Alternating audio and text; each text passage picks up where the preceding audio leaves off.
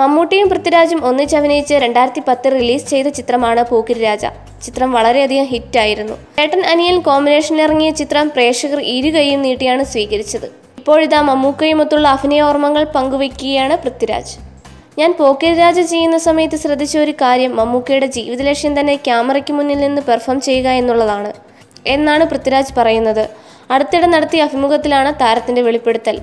എന്തുകൊണ്ടാണ് കർണനിൽ നിന്നും ഒഴിവായതെന്നും താരം വ്യക്തമാക്കുന്നു. കർണന്റെ സംവിധായകനും ഞാനും തമ്മിൽ ചില ചേർച്ചയില്ലായ്മയുണ്ടായി, സമയത്തിന്റെയും മറ്റു കാര്യങ്ങളുടെയും വിഷയത്തിൽ. അദ്ദേഹത്തിന് അത് പെട്ടെന്ന് ചെയ്യണമെന്നുണ്ടായിരുന്നു, എനിക്കതിന് കഴിയില്ലായിരുന്നു. അദ്ദേഹം ഇപ്പോൾ മറ്റൊരു നടനെ വെച്ച് അതിന്റെ ജോലികൾ പുരോഗമിക്കുന്നു എന്നാണ് കരുതുന്നത്, അഭിമുഖത്തിൽ പൃഥ്വി പറയുന്നു. പോക്കിരി രാജയുടെ 2ാം ഭാഗം ഇറങ്ങുകയാണ്. മധുരരാജ എന്ന് പേരിട്ടിരിക്കുന്ന ചിത്രത്തിൽ പൃഥ്വിരാജ് ഇല്ല എന്നാണ് അറിയുന്നത്. എങ്കിലും അണിയറയിൽ ഒരുങ്ങുന്ന മധുരരാജയ്ക്ക് വേണ്ടി കാത്തിരിക്കുകയാണ് പ്രേക്ഷകർ. എന്നെ ഒരു ഹൊറർ സിനിമ എന്ന് വിളിക്കാൻ എനിക്ക് മടിയുണ്ട്. കാരണം ഇതിൽ ഹൊററിൻ്റെ എലിമെൻറ്റ്സ് ഉണ്ടെങ്കിലും ഇതൊരു ഹൊറർ സിനിമയായിട്ട് കാറ്റഗറൈസ് ചെയ്യാൻ പറ്റില്ല.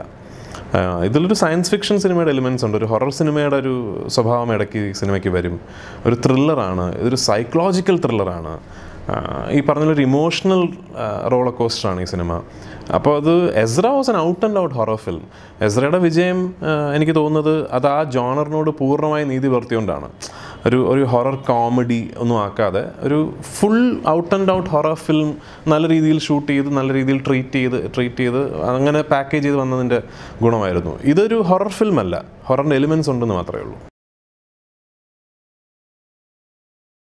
മാറ്റം ഒരു സംഭവമല്ല, അതൊരു പ്രോസസ്സാണ്. The only constant is change എന്ന് പറയുന്ന പോലെ സിനിമ എപ്പോഴും മാറിക്കൊണ്ടേയിരിക്കും, ഇവോൾവ് ചെയ്തുകൊണ്ടേയിരിക്കും. അങ്ങനെ ആവണം. That's how cinema should be.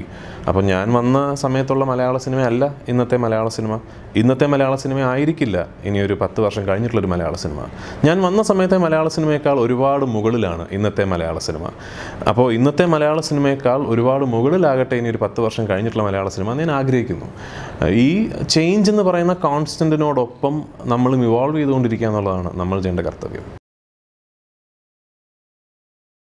Lucifer shooting കഴിഞ്ഞു, പോസ്റ്റ് പ്രൊഡക്ഷൻ നടന്നുകൊണ്ടിരിക്കുന്നു. മാർച്ച് എൻഡോടുകൂടി റിലീസാവുമെന്ന് വിശ്വസിക്കുന്നു.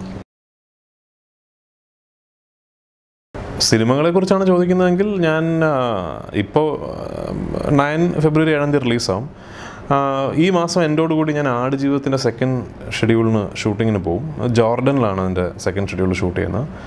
ആടുജീവിതം ഈ വർഷം മുഴുനീള പല ഷെഡ്യൂളുകളായി ഷൂട്ടിംഗ് പുരോഗമിക്കാൻ പോകുന്നത് കൊണ്ട് അതിനിടയിൽ എനിക്ക് ചെയ്യാൻ സാധിക്കുന്ന സിനിമകൾക്ക് പരിമിതികളുണ്ട്. ഞാൻ അഭിനയിക്കാൻ പോകുന്ന സിനിമ പുതിയ സിനിമ കലാഭവൻ ഷാജോൺ ഡയറക്റ്റ് ചെയ്യുന്ന ബ്രദേഴ്സ് ഡേ എന്ന് പറയുന്ന സിനിമയിലാണ്. പിന്നെ ഓഫ് കോഴ്സ് മാർച്ച് എൻഡിൽ ഞാൻ സംവിധാനം ചെയ്ത സിനിമ റിലീസാവും. ഒരു കാര്യം എനിക്ക് ഉറപ്പ് വരാവുന്നത് ഒരു സാധാരണയിൽ നിന്ന് വിട്ടു നിൽക്കുന്ന ഒരു സിനിമ അനുഭവമായിരിക്കും. എന്നാൽ വളരെ എൻ്റർടൈനിങ് ആണ് സിനിമ എന്ന് ഞാൻ വിശ്വസിക്കുന്നു. നമ്മളെ ഭയങ്കരമായിട്ട് എൻഗേജ് ചെയ്യുന്ന, നമ്മുടെ ഇൻട്രസ്റ്റ് ഫാക്ടർ ഇങ്ങനെ നിലനിർത്തുന്ന ഒരു സിനിമ അനുഭവമാണ് നയൻ. കുട്ടികളെ കൊണ്ട് കാണിക്കണം സിനിമ. കാരണം കുറച്ചൊക്കെ എഡ്യൂക്കേറ്റീവ് ആണ്, അവർക്ക് കൗതുകമുള്ള കുറേ കാര്യങ്ങൾ ഈ സിനിമയിൽ കാണാൻ സാധിക്കും എന്നെനിക്ക് തോന്നുന്നു. സോ കുടുംബസമേതം തിയേറ്ററിൽ പോയി ഈ സിനിമ കാണണം. നിങ്ങളുടെ അനുഗ്രഹവും പ്രാർത്ഥനയും ഈ കന്നി സംരംഭത്തിനോടൊപ്പം ഉണ്ടാകും എന്ന് പ്രതീക്ഷിക്കുന്നു. You're watching me on metromatney.com. metromatney.com. metromatney.com. metromatney.com.